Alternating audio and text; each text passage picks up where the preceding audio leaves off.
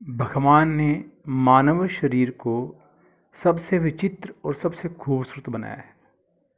इसमें इतनी सारी संभावनाएं और गुण हैं कि ये अपने आप में एक अजूबा और अपने आप में एक करिश्मा है।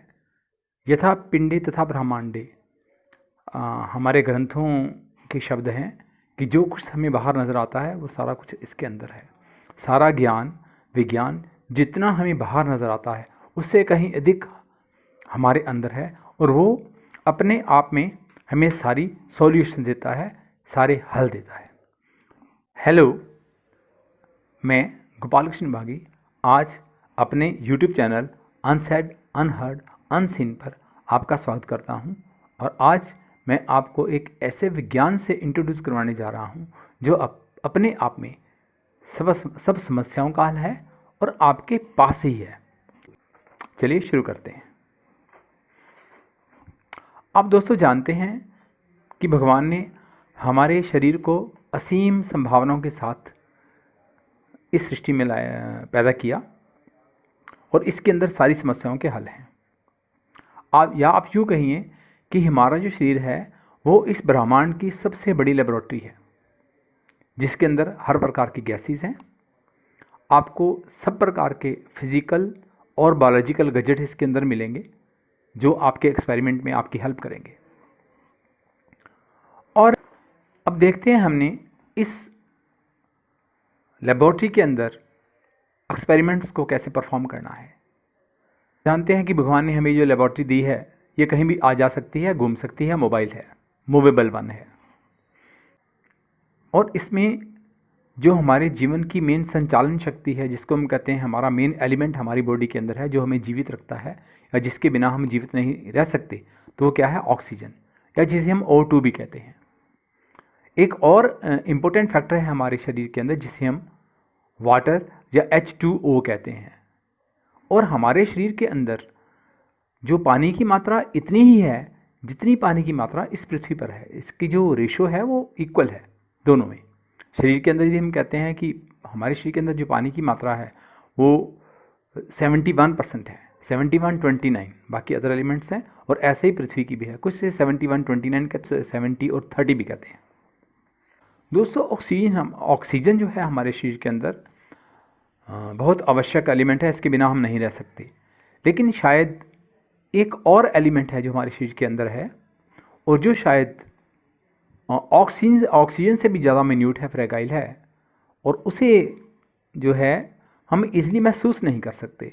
आप ब्रीदिंग को और ऑक्सीजन को महसूस कर सकते हैं जब आप इनहेल करते हैं या एक्सहेल करते हैं, और कुछ समय के लिए आप उसको रोक भी सकते हैं। लेकिन ये जो एलिमेंट जो मैं आपको बताने जा रहा हूँ, जो ऑक्सीजन से भी सुपीरियर है, इसे आप इजीली महसूस नहीं कर सकते। और हमारे जो सारे के सारे एक्सपेरिमेंट हैं इस बॉडी के अंदर जो होने वाले हैं वो इसी एलिमेंट से होने वाले हैं, जिसे मैंने राइडर कहा है। मैंने नहीं, हमारी पुरानी वैज्ञानिक बातें हैं, वो भी इसी को ही इसको ऐसे ही कुछ कहती हैं कि this element is the rider of the breathing.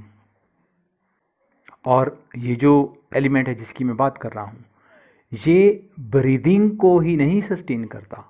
ये हम कहते हैं हमारे शरीर को ऑक्सीजन चला रही है, लेकिन मैं कहता हूँ ये जो राइडर है वो खाली ऑक्सीजन को ही नहीं चला रहा, इसी को ही वर्कआउट नहीं कर रहा, इसी का ही मास्टर नहीं है, बल्कि वो पूरे कॉस्मोस का मास्टर है। ये जो राइडर है वो पूरे कॉस्मोस को चला रहा है। कैसे? हम धीरे धीरे समझेंगे, अंत तक बनिए रहिए, और यकीनन आपको अंत में इसका बहुत फ़ायदा होने वाला है और आप इसको मानेंगे। और यदि अच्छा लगे तो लास्ट में सब्सक्राइब भी करिएगा, लाइक भी करिएगा, और बेल के आइकन बटन को भी दबाइएगा यदि आपको ये वीडियो अच्छी लगे। अब जैसे इसे कौन कर सकता है, इस एक्सपेरिमेंट को कौन परफॉर्म कर सकता है? हर कोई कर सकता है। माँ के गर्भ में जो बच्चा है वो भी कर सकता है, माँ के थ्रू 0 से लेकर 100 साल तक का कोई भी व्यक्ति इसको आसानी से कर सकता है। कोई नेगेटिव इम्पैक्ट नहीं है। और थोड़ा सा ध्यान रखिए कि जब बड़े एक्सपेरिमेंट्स होते हैं उसके रिजल्ट्स भी बड़े होते हैं, तो थोड़े से टाइम टेकिंग होते हैं।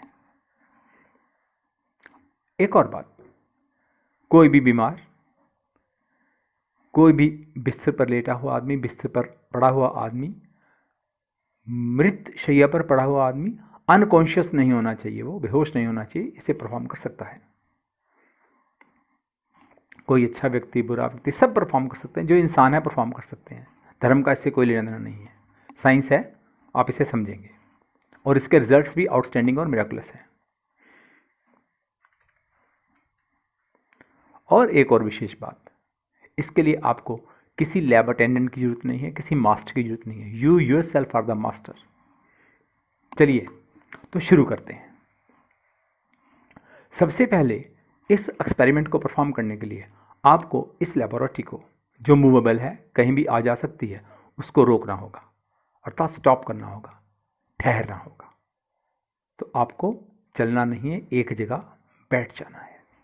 अब और ध्यान रखना है, जैसे हम आंखें बंद करके श्वास लेते हैं ना, थोड़ा सा शोर होता है, आवाज़ होती है, तो हमारी श्वासें भी डिस्टर्ब होती हैं, हमारी तंद्रा भंग होती है। तो आपको इस लेबोरेटरी को ऐसी जगह सेटल करना है जहां आपको कोई डिस्टर्ब ना करे, कम से कम 10 मिनट तक तो कोई डिस्टर्ब ना करे। इसके पीछे की साइंस क्या है? सतयुग और त्रेता में जो श्वास की आने जाने की जो गति थी, यानी कि आप कहिए इनहेलिंग एंड एक्सहेलिंग का जो अनुपात था, जो प्रोपोर्शन था, वो 16 एंड 16 था दोनों युगों के अंदर। यानी कि 100% आपके सारे एक्सपेरिमेंट काम करते थे। आप दिव्य एक्सपेरिमेंट कर सकते थे, कहीं भी आ जा सकते थे, कुछ भी कर सकते थे, कुछ भी देख सकते थे, त्रिकालदर्शी बन सकते थे, पूर्ण रूप से स्वस्थ हो सकते थे, युवा हो सकते थे और कायाकल्प कर सकते थे, बीमारियां दूर भगा सकते, कुछ भी कर सकते, एवरीथिंग वाज पॉसिबल, सब कुछ संभव था। फिर उसके बाद कलयुग और द्वापर, इन दोनों समय के अंदर इसकी जो प्रोपोर्शन है उसमें नेचुरली ही डिस्टर्बेंस है। Even today it is disturbed. आज भी यदि आप देखेंगे तो ये डिस्टर्ब है, और आज इसकी जो रेशो है वो 16-16 ना रह के 16-12 हो गई है। ये आप जब करेंगे तो देखेंगे, और यही इसका मेन थीम है। आपने इसी चीज़ को पकड़ना है। अभी मैं आपको श्वास की बात कर रहा हूँ, राइडर की नहीं। अभी हम ब्रीदिंग की बात कर रहे हैं, ब्रीदिंग डिस्टर्ब है, राइडर तो बहुत ही माइन्यूट है, उस पर पहुंचने में थोड़ा टाइम लगेगा। और ब्रीदिंग के लिए भी आपने बैठना है और करिए ब्रीदिंग को काउंट। क्या आपकी ब्रीदिंग ऐसी ही है या किस रेशो में है? क्या ये 16-12 में है? 16-12 में है तो तब भी मानिए आप कलयुग के हिसाब से 100% सही है, 100% स्वस्थ हैं और सारे के सारे डिवाइन एक्सपेरिमेंट करने के आप काबिल हैं। लेकिन आप एक ध्यान रखिएगा, ये 16-12 की जो रेशो है जो 1 मिनट में होनी चाहिए, इससे कम नहीं।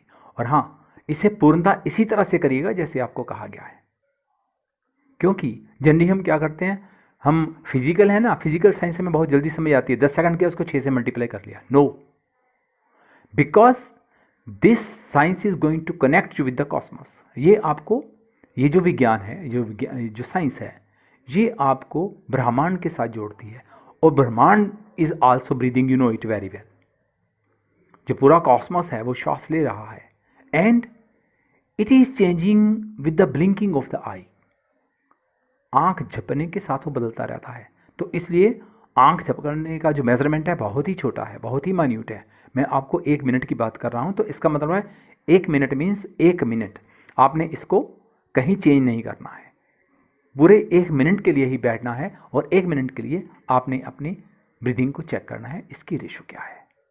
यानी कि 1 मिनट में आपने चेक करना है आपकी श्वास की रेशो क्या है, और इसको 10 मिनट तक डेली करना है, 10 दिन के लिए। यही फार्मूला है। अब हम वापस 10 दिन के बाद मिलते हैं और देखते हैं मेरे दोस्तों आप में क्या बदलाव आया है। प्लीज़ कमेंट करिए। आपके अनुभव डिफरेंट हो सकते हैं, हर इंसान यूनिक है। आपके फिजिकली, मेंटली और या उससे आगे के भी अनुभव आपको हो सकते हैं, because you are going to connect yourself with the cosmos. धन्यवाद, अगली वीडियो में मिलते हैं।